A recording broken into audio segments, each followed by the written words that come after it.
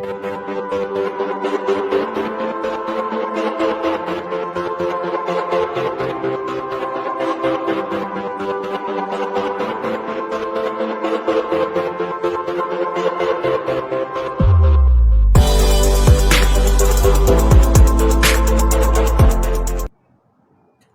Friends, माझं नाव तुषार आहे.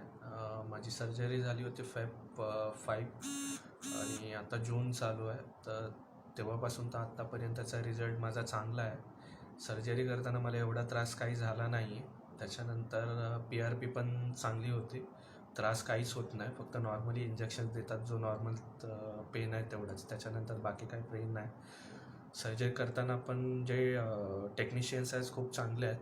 आत्तापर्यंतचा जो रिझल्ट आहे त्यापासून मी सॅटिस्फाईड आहे, पण अजून रिझल्ट यायचा बाकी आहे. जेवढा 4th मंथचा रिझल्ट आहे त्यामध्ये तर मी हॅप्पी आहे. तर लेट्स सी अजून काय होतं. Okay, thank you.